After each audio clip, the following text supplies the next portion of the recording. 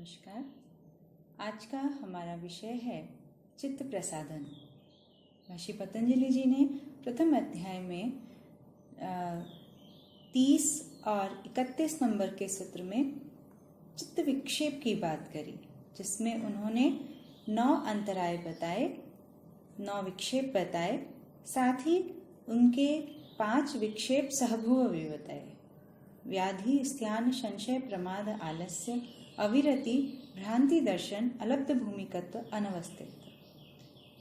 9 अंतरायों के साथ होने वाले उनके सहभुव विक्षेप सहभुव दुख, दौर्मनस्य, अंग में जयत्व, श्वास प्रश्वास, ये समस्त बाधाएं उत्पन्न करते हैं योग साधना में।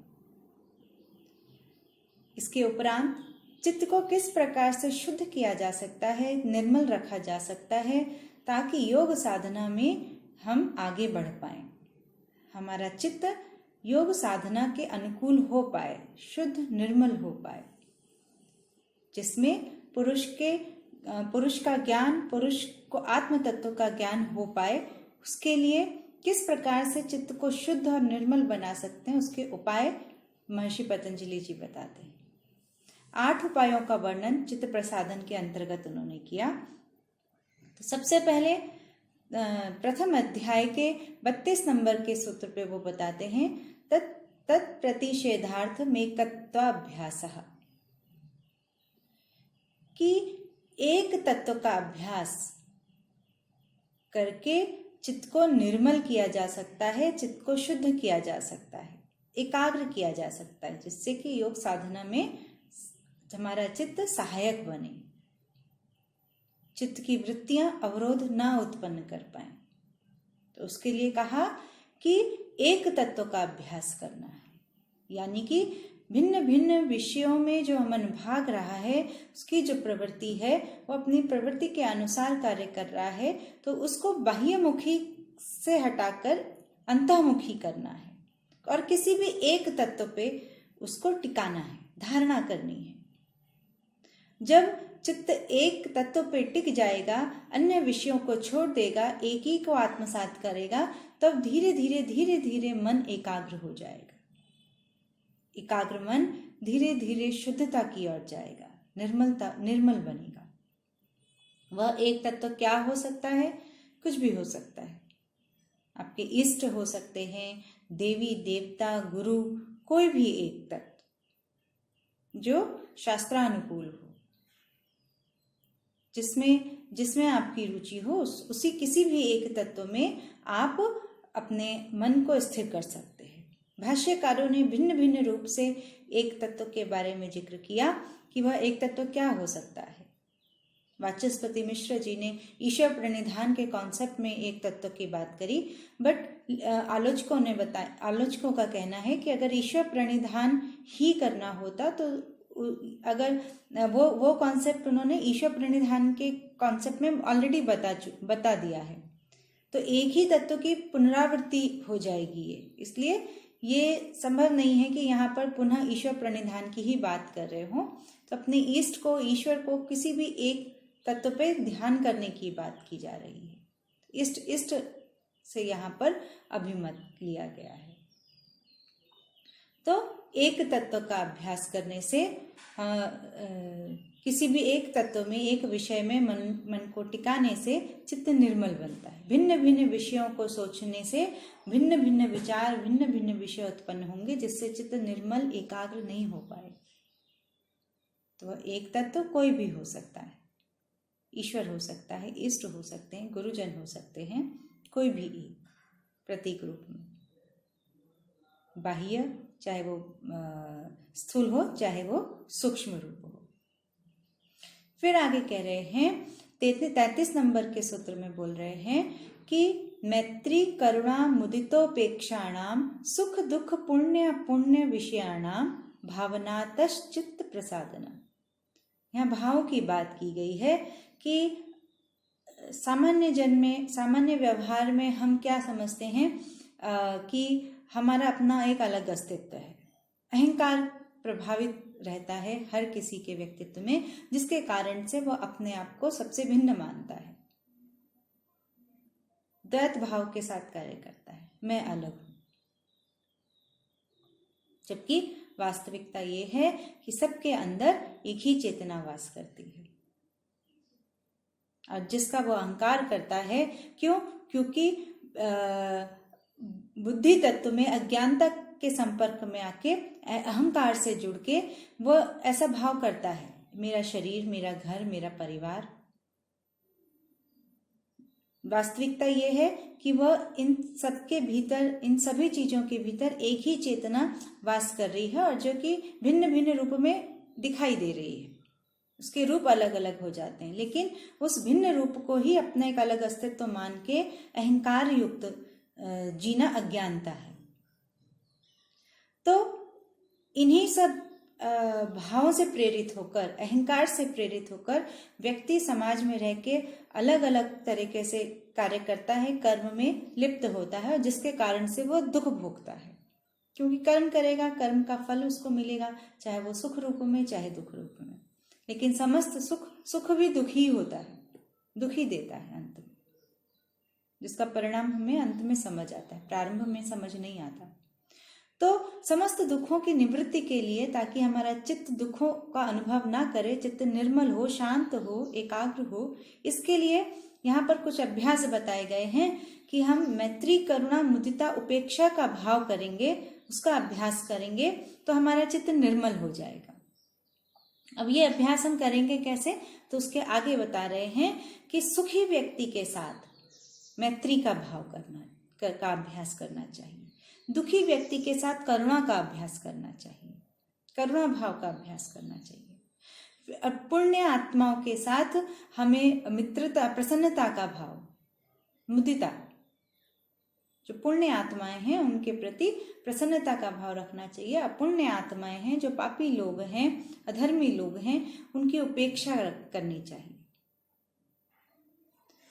तो चित्त को मलिन करने वाले जो इनके विपरीत अभ्यास हैं या धर्म हैं, वो क्या है? राग, ईर्षा, परापकार चिकित्सा, असूया, द्वेष और अमर्ष। तो राग क्या है? राग जो कि सुख की प्रतीति के पीछे उत्पन्न होता है, और यह राग मलिन करता है हमारे चित्त को, मल है ये, जैसे हमें साफ करना है चित्त से। फिर ईर्षा क्या है? दूसरों के गुणों को देख के, दूसरे की धन संपत्ति को देख के जो जलन होती है, वो क्या है? ईर्षा। ये भी ईर्षा कालुष्य है, ये भी मलिन है, मलिन करता है हमारे चित्त को, इसको भी साफ करने की आवश्यकता है। फिर परापकार चिकित्सा, दूसरे की बुराई करना, चुगली करना, ये जो भाव है ये भी हमारे चित्त को क्या करता है? मलिन करता है, इसको भी समाप्त करना चाहिए। फिर असूया मतलब दूसरों के गुणों को देखते हुए, उसको कोई सदाचार व्यक्ति भी है तो भी उसको बुरा व्यक्ति बताना, दूसरों पे आरोप लगाना, लांछन लगाना। तो ये जो प्रवृत्ति है ये भी हमारे चित्त को क्या करती है? मलिन करती है। दूसरे को भला बुरा कहना, सज्जन व्यक्ति है उसको दुर्जन कह के, ढोंगी कह के, कोई धार्मिक व्यक्ति है उसको ढोंगी कह के संबोधित करना, इससे हमारा ही चित्त मलिन होता है, हमारे ही चित्त में ये गलत धर्म उत्पन्न होता है। फिर द्वेष, दुख की प्रतीति के पीछे जो उठने वाला मलिनता है, कालुष्य है, वो द्वेष कहलाई जाती है, जिसमें हम दूसरे के प्रति जब जो दुख का अनुभव हुआ उसके कारण दूसरे के प्रति हमारे अंदर विरोधी भाव उत्पन्न हो जाता है। फिर अमर्ष यानी कि बदला लेने की इच्छा, किसी ने हमारा अपमान किया, किसी ने हमारे साथ दुर्व्यवहार किया, उसकी प्रतिक्रिया के पीछे जो हमारे मन में उससे बदला लेने की इच्छा उत्पन्न होती है, तो वो उससे भी हमारा चित्त क्या होता है? मलिन होता है। तो ये समस्त दोष, कालुष्य हमारे चित्त से हट जाएं, इसके लिए बोल रहे हैं मैत्री, करुणा, मुदिता, उपेक्षा का भाव अपनाना चाहिए। मैत्री का भाव किससे? सुखी लोगों से। जो सज्जन व्यक्ति हैं, सुखी हैं, संपन्न हैं, तो उनके प्रति ईर्ष्या द्वेष का भाव नहीं रखना चाहिए। उनके प्रति उनके सुख में अपना सुख समझना चाहिए। जिस प्रकार की बेटे की तरक्की पर, बेटे की प्रसिद्धि पर एक बाप सुखी होता है, पिता भी ये समझता है कि उसको जो बेटे को सम्मान मिल रहा है वो उसी का सम्मान है, खुद भी छाती चौड़ी करके व्यवहार करता है, क्योंकि वो बेटे के सुख को, बेटे के सम्मान को अपना सम्मान समझता है। इसी प्रकार अगर हम दूसरे के सुख को, जो व्यक्ति सुखी है उसके सुख को अपना सुख समझ के व्यवहार करेंगे तो हम उससे ईर्ष्या द्वेष नहीं करेंगे।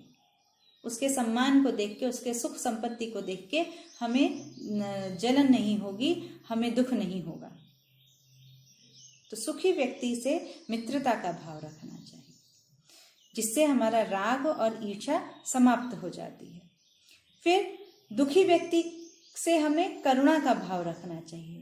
इन सामान्य व्यवहार में क्या होता है, दुखी व्यक्ति है, निर्धन व्यक्ति है, उसकी हम उपेक्षा कर देते हैं। हमें ये सोचना चाहिए कि इस कष्ट के समय पे वो जैसा दुख अनुभव कर रहा है, अगर ये कष्ट हमें भी होता, हमें भी ऐसा ही दुख अनुभव होता। दूसरे के दर्द को समझना, दूसरे के दुख को समझने का भाव, महसूस करने का भाव। जब हम दूसरे के दर्द को समझेंगे तभी हम उसके प्रति करुणा का भाव रख पाएंगे। क्यों? क्योंकि हम अपनी आवश्यकता को भी समझेंगे कि अगर इसकी जगह हम होते तो हमें भी इसी प्रकार का कष्ट हो रहा होता, हमें भी ऐसी करुणा की आवश्यकता होती। ये भाव, ये समझ अगर हमारे अंदर उत्पन्न होगी तो ही हम एक दुखी व्यक्ति के प्रति करुणा का भाव रख पाएंगे, उसकी मदद कर पाएंगे। ठीक है, ऐसा करने से क्या होगा, तो दूसरे की जो बुराई करना है, दूसरे की उपेक्षा करना है, ये समस्त दुर्व्यवहार जो है, दूसरे को दुख पहुंचाने का व्यवहार जो है वो समाप्त हो जाएगा। क्यों? क्योंकि उस दुख का एहसास हमें भी होगा। हम दूसरे को दुख दे रहे हैं, अगर कोई हमें दुख दे तो हमें भी कितना कष्ट होगा। इस वजह से हम दूसरे के दुख को समझने का भाव हमारे अंदर आएगा और हमारा चित्त क्या होगा, उसकी मलिनता समाप्त होगी, चित्त शुद्ध होगा। फिर कह रहे हैं पुण्य आत्माएं हैं, जो पुण्य व्यक्ति हैं, सज्जन व्यक्ति हैं, उनके प्रति प्रसन्नता का भाव रखना है। अगर कोई अच्छा कर्म कर रहा है, सत्कर्म कर रहा है, सेवा अर्चना पूजा धार्मिक कार्यों में लगा हुआ है, तो उसको देख के ईर्ष्या द्वेष नहीं करना है। उसके प्रति ये भाव रखना चाहिए, उसको उत्साहित करना चाहिए, उसके उत्साह को बढ़ाना चाहिए। इस तरह का भाव रखना है कि कितना सज्जन व्यक्ति है, कितने पुण्य संस्कार इसके हैं कि आज ये इतने सत्कर्म में लगा हुआ है। उसके साथ सहयोगी बन के कार्य करना चाहिए। तो ऐसा जब भाव हमारे अंदर होगा तो ऐसे भाव से तो दूसरों के गुणों में दोष हमें नहीं दिखाई देंगे। सज्जन व्यक्ति है, उसको सज्जनता के साथ ही देखेंगे, उसको हम ढोंगी नहीं बोलेंगे। तपस्वी व्यक्ति है, तपस्या कर रहा है, उपासना कर रहा है, जब तब व्रत कर रहा है, उसको हम ढोंगी नहीं बोलेंगे। उसके पुण्य कर्मों के फल पे हमारी दृष्टि रहेगी, हमारा भाव रहेगा कि कितने पुण्य संस्कारों वाला व्यक्ति है, जिसकी वजह से आज ये इतने सत्कर्म कर रहा है। हमारा नजरिया बदल जाएगा उसको देखने का, हमारे भाव बदल जाएंगे। और यह जो भाव में परिवर्तन है हमारे चित्त को शुद्ध करता है। इससे हमारा चित्त शांत होता है, शांति, चित्त की अशांति समाप्त हो जाती है। दूसरों में गुणों को देखना है, उनकी विकृति को नहीं देखना या उनके सद्गुणों को नकारात्मकता के साथ संबोधित नहीं करना। फिर इसके बाद कह रहे हैं जो पापात्मा है, जो नीच कर्म करने वाला व्यक्ति है, तो उसकी क्या करनी है, उपेक्षा करनी है। उसके प्रति मन में द्वेष नहीं रखना है। क्यों? क्योंकि हमारा नजरिया बदल रहा है। हम क्या सोचेंगे, हमें क्या सोचना चाहिए कि ये अपने कर्मों का फल तो खुद ही भोग लेगा। उसके प्रति द्वेष का भाव रख के, बदले का भाव रख के हम अपने मन को क्यों खराब करें। उपेक्षा करनी है। वो कुछ भी बोल रहा है, वो अपमानित शब्द बोल रहा है, तो उसके अपमान से हमें प्रभावित नहीं होना है। तो उसका कर्म है जिसका फल वो भोगेगा।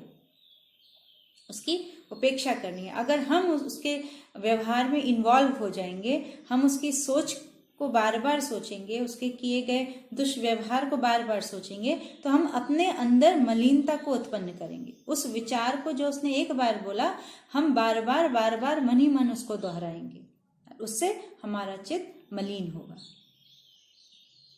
तो चित्त को शुद्ध करने के लिए हमें ऐसे विचार की, ऐसे भावों की उपेक्षा करनी चाहिए। ये समझ उत्पन्न करनी चाहिए कि उसका कर्म है, वो अपने कर्म का फल अपने आप से भोग ही लेगा, हमें उस कर्म में इन्वॉल्व नहीं होना है। फिर इसके आगे के अभ्यास के लिए महर्षि पतंजलि जी कह रहे हैं कि प्रच्छर्दन विधारणाभ्याम व प्राणस्य। यहाँ पर प्राणायाम की महत्ता को बताते हुए प्राणायाम की एक प्रक्रिया को बताया। हम जैसे कि जानते ही हैं कि प्राण और मन का गहरा संबंध है।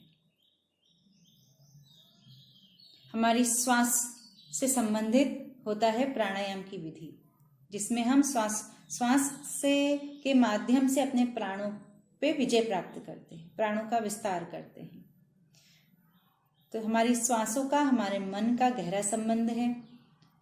हमारी श्वासें अगर तेज चलती हैं तो हमारा मन विचलित होता है। अगर हमारी श्वासें स्थिर हैं, शांत हैं, तो ये एकाग्रता का प्रतीक होता है। इससे पता चलता है कि हमारा मन एकाग्र है, स्थिर है, शांत है।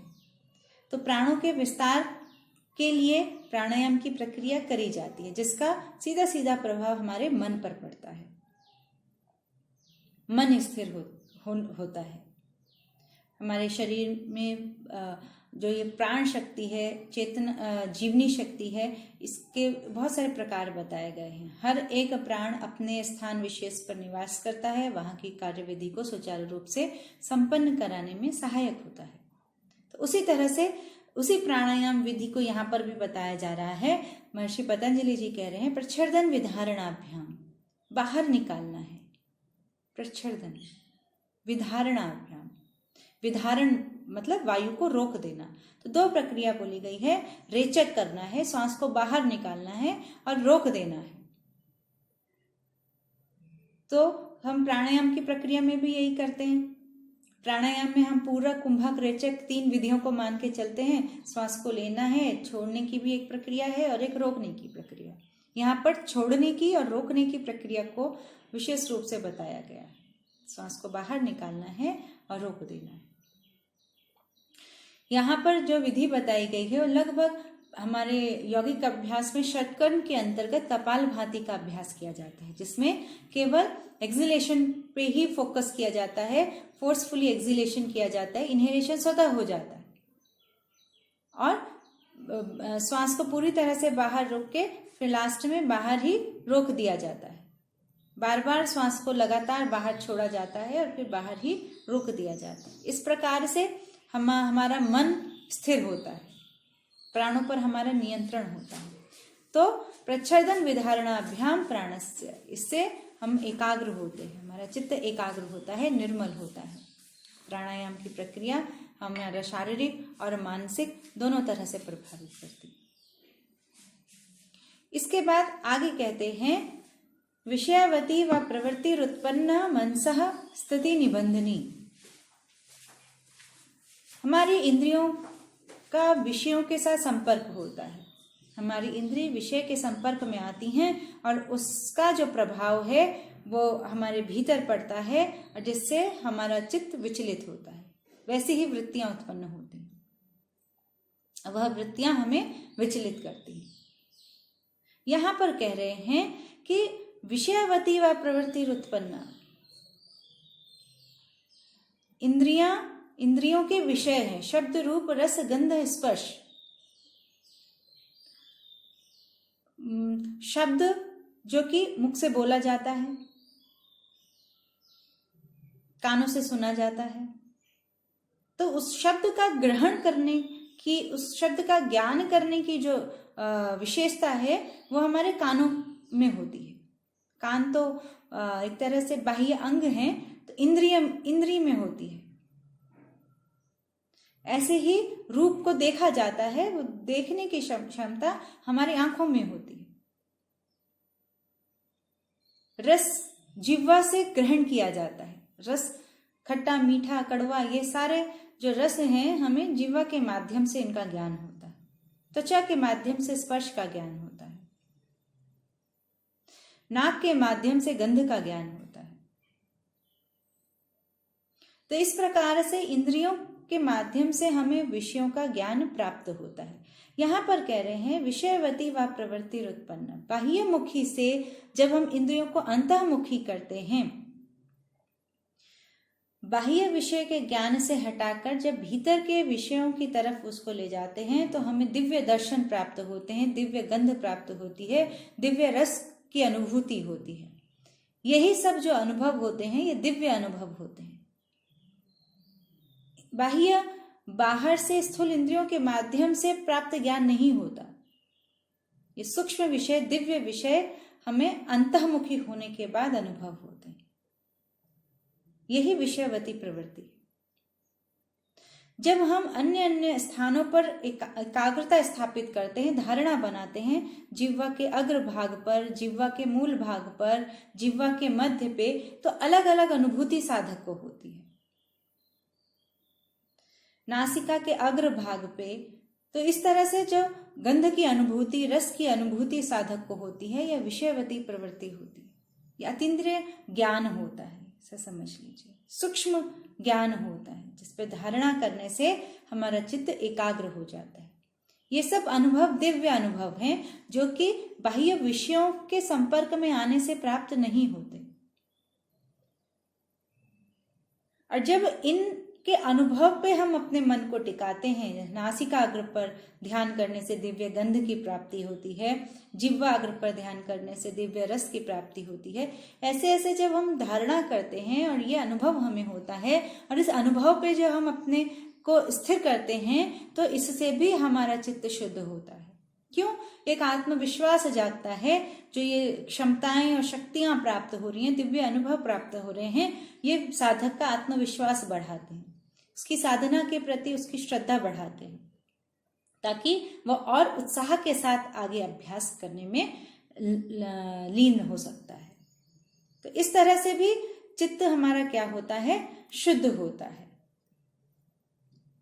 और यही विश्वास हमें साधना में आगे बढ़ाता है। इसके बाद आगे कहते हैं प्रथम अध्याय के 36 नंबर के सूत्र पर, विशोका व ज्योतिष्मति, अर्थात कि शोक रहित प्रकाश वाली प्रवृत्ति पर जब हम संयम करते हैं, धारणा बनाते हैं, उससे भी हमारा चित्त क्या हो जाता है? शुद्ध हो जाता है।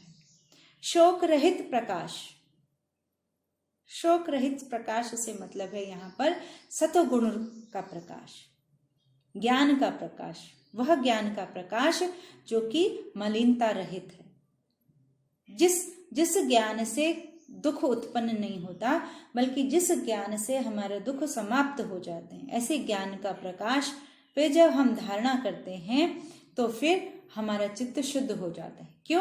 क्योंकि अज्ञानता समाप्त हो जाती है, तमोगुण रजोगुण पूरी तरह से समाप्त हो जाता है। सतोगुण के प्रभाव से हमें ये शक्ति प्राप्त होती है कि हम उस दिव्य ज्ञान के प्रकाश पर एकाग्रता स्थापित कर पाए। यह जो प्रकाश है, यह प्रकाश साधारण प्रकाश नहीं, ज्ञान का प्रकाश होता है। सात्विक सतोगुण के प्रभाव से यह सात्विक प्रकाश साधक को अनुभव होता है। ये सात्विक प्रकाश हम कह सकते हैं कि हमारे शरीर के भीतर सूक्ष्म केंद्र हैं, शक्ति के केंद्र हैं, जिन्हें चक्रों के नाम से भी जाना जाता है। अगर हम एक एक चक्र पर भी ध्यान करते हैं तो हम अपने अंदर उस चक्र की जागृति कर ज्ञान के प्रकाश को, उस शक्ति को जागृत करते हैं। तो जब हम ऐसे ऐसे अपने मूलाधार, स्वादिष्ठान, मणिपुर, अनाहत, विशुद्धि, आज्ञा, सहस्रार, इन चक्रों पे जब हम ध्यान करेंगे तो यहाँ का जो ज्ञान होगा, जो प्रकाश उत्पन्न होगा, वो शोक रहित होगा। वह ज्ञान हमें दुख प्रदान नहीं करेगा, वो दुख को समाप्त करने वाला ज्ञान होगा। तो उससे उस पर जब हम संयम करते हैं उससे भी हमारा चित्त शुद्ध हो जाता है। इसी ज्ञान को शोक रहित प्रकाश का बोला गया है, जिसमें किसी प्रकार का कोई दुख नहीं है। क्यों? क्योंकि ये सत्व गुण के प्रभाव से उत्पन्न हुआ प्रकाश है। फिर आगे कह रहे हैं 37 नंबर के सूत्र में, वीतराग विषयम व चित्तम। राग रहित चित्त को अपना विषय बनाने पर या उस पर एकाग्रता स्थापित करने से भी चित्त शुद्ध होता है। राग रहित चित्त, राग रहित चित्त किसका होगा? वीतराग विषय, श्रेष्ठ लोगों का, योगी लोगों का, संत लोगों का, सन्यासी लोगों का। उनका चित्त क्या रहता है? विषयों में लिप्त नहीं रहता। वैराग्य की पराकाष्ठा को लिए हुए वह राग रहित होता है, विषय रहित होता है। तो जब हम ऐसे चित्त पे संयम करेंगे, एकाग्रता करेंगे, तो हम उसके गुणों को अपने में धारण करेंगे। उसके हमारा चित्त उसी के जैसा, उस चित्त वाला हो पाएगा। क्यों? क्योंकि हम अपना कनेक्शन, हम अपनी कनेक्टिविटी ऐसे चित्त के साथ लगा रहे हैं, फिर उसके गुणों को ही हम धारण करेंगे। इस वजह से हमारा चित्त भी ऐसा ही निर्मल, राग रहित, शोक रहित, विषय रहित हो जाता है, स्थिर हो जाता है। जिसका हम ध्यान करते हैं उसके गुणों को हम आत्मसात कर लेते हैं।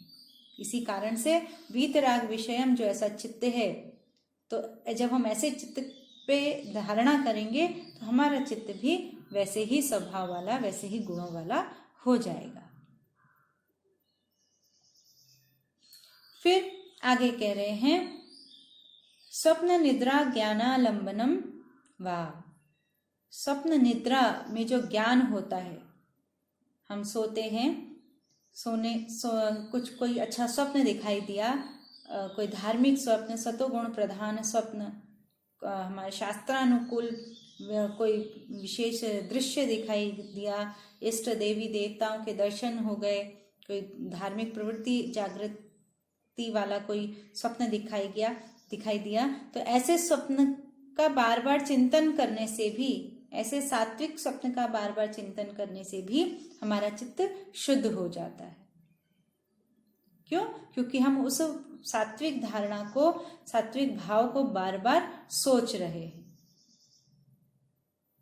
इसके साथ ही साथ यहाँ पर भाष्यकार इस तरह से भी इसका वर्णन करते हैं कि स्वप्न में, निद्रा में क्या रहता है? अभाव की प्रतीति होती है, कुछ नहीं करने की प्रतीति होती है, खालीपन की प्रतीति होती है, ज्ञान का अभाव रहता है, हम कुछ कर नहीं रहे होते।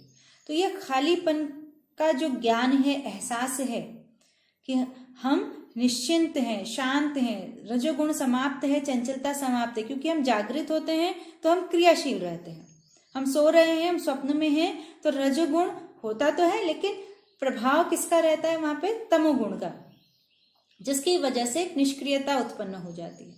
हम सो रहे होते हैं, निष्क्रिय होते हैं, हम कुछ क्रियाकलाप में इन्वॉल्व नहीं होते, और किसी भी एक्टिविटी में हम इन्वॉल्व नहीं है, इसका ज्ञान हमें होता है। तो यहाँ पे क्रियाशीलता का जो अभाव है वो हमारे अंदर स्थिरता, शांति उत्पन्न करता है, क्योंकि रजोगुण क्रियाशील नहीं है। तो ये जो अभाव की प्रतीति है, उसका चिंतन करते रहने से भी चित्त शुद्ध होता है, शांत होता है, उसकी चंचलता समाप्त हो जाती है। तो वो जो स्थिरता का, शांति का अनुभव है, वो उसका चिंतन करने से भी हमारा चित्त शुद्ध हो जाता है। स्वप्न ज्ञानालंबनम,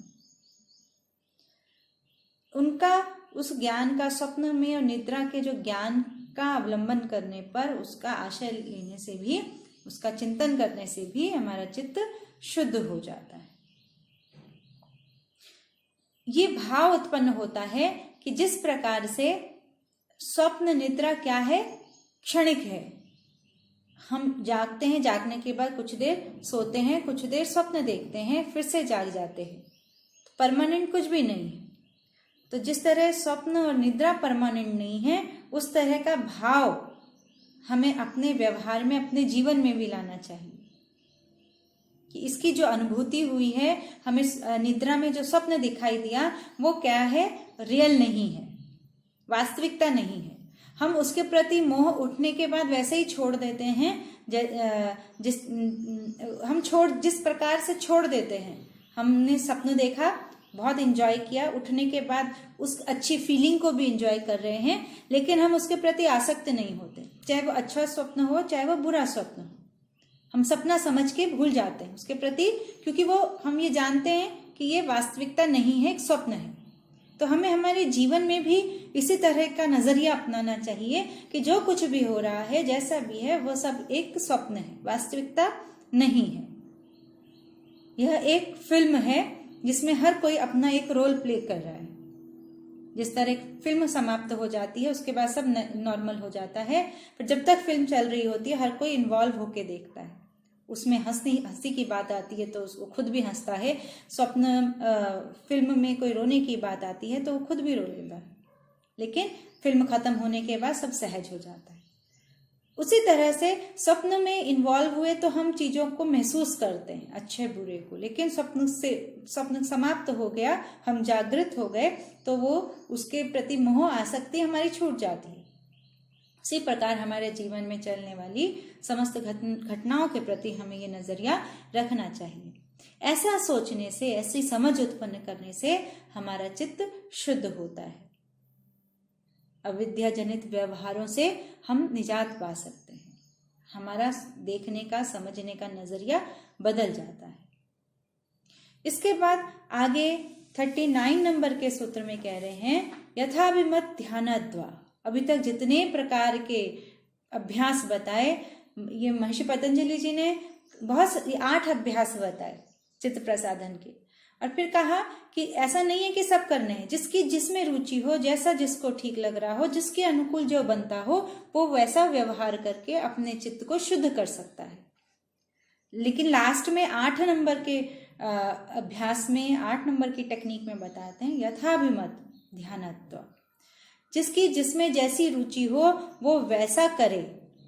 ऐसा करने से भी, वैसी धारणा करने से भी, उस तत्व में धारणा करने से भी चित्त शुद्ध हो जाता है। आपकी किसी गुरु विशेष में रुचि है, गुरु का ध्यान करें। आपकी शिव जी में, विष्णु जी में, गणेश जी में, दुर्गा जी में, जिस भी देवी देवता में रुचि है आप उसका ध्यान करें। आपकी चांद, सूरज, तारे, ओम, जिसमें आपका मन लगता हो, ठहरता हो, टिकता हो, आप उस प्रतीक को ले लें। जिसमें आपकी रुचि हो आप उसका ध्यान करें, उससे भी आपका चित्त एकाग्र होगा, स्थिर होगा, शांत होगा और निर्मल हो जाएगा। क्यों? क्योंकि धीरे धीरे अभ्यास से ये भाव जागृत हो जाएगा कि सभी में वही चेतन तत्व विराजमान है। बाह्य रूप से सब भिन्न भिन्न दिखाई देते हैं, लेकिन सबका मूल एक ही है। बच्चे, वही चेतना सभी में व्याप्त है। धीरे धीरे अभ्यास से यह ज्ञान प्राप्त हो जाएगा, लेकिन उसकी शुरुआत के लिए कोई प्रतीक चाहिए। वो प्रतीक साधक अपने अनुसार, अपनी रुचि के अनुसार, प्रवृत्ति के अनुसार निर्धारित कर सकता है। यथाभिमत ध्यानत्वा। कुछ विद्वानों ने बोला कि यह शास्त्रानुकूल ही होना चाहिए। जो भी आप विषय लें, शास्त्रानुकूल, वेदानुकूल होना चाहिए। सबके अपने अपने मत हैं विषयों के प्रति। तो महर्षि पतंजलि जी ने, जिसमें आपकी रुचि हो, जैसी रुचि हो, वैसा उस पे आप ध्यान लगाएंगे तो भी आपका चित्त शुद्ध हो जाएगा, चित्त निर्मल हो जाएगा, उसकी मलिनता समाप्त हो जाएगी। फिर इसका एक फल बताया कि ये समस्त अभ्यास करके, 8 अभ्यास करके जो चित्त को हम शुद्ध कर रहे हैं, इससे क्या क्षमताएं, क्या सामर्थ्य साधक को प्राप्त होगा। तो 40 नंबर के सूत्र में बोल रहे हैं, परमाणु परम महत्वांतोस्य वशीकारः। ऐसा साधक जिसका चित्त शुद्ध हो, उसकी परमाणु से लेकर महत्, मतलब छोटे से तत्व से लेकर विशाल तत्व, सभी में, छोटे से लेकर बड़े तक सभी में उसका वशीकार हो जाएगा, सभी उसके नियंत्रण में आ जाएंगे। परमाणु सबसे छोटा होता है, जो कि दिखाई भी नहीं देता, और आकाश महत् सबसे बड़ा होता है, जो चारों तरफ फैला हुआ होता है। छोटे से लेकर बड़े तक सभी उसके अधिकार में आ जाते हैं, जिसका चित्त शुद्ध हो जाता है। इस प्रकार से चित्त को शुद्ध करने के उपायों के बारे में महर्षि पतंजलि जी ने बताया। साथ ही उसके लाभ भी बताए कि जब ऐसा चित्त शुद्ध होगा तो सूक्ष्म से लेकर स्थूल तक सभी में, विशाल काय पदार्थों में भी उसका अधिकार हो जाएगा। इन सब अभ्यासों से जिसकी जिसमें रुचि हो, प्रवृत्ति हो, उसके अनुकूल वह उपाय को लेकर अपने चित्त को शुद्ध कर समाधि मार्ग में आगे बढ़ने में सक्षम हो सकता है। इससे चित्त में उठने वाली समस्त विकार रूपी वृत्तियां शांत हो जाती हैं, समाप्त हो जाती है। साधना में साधक आगे बढ़ पाता है।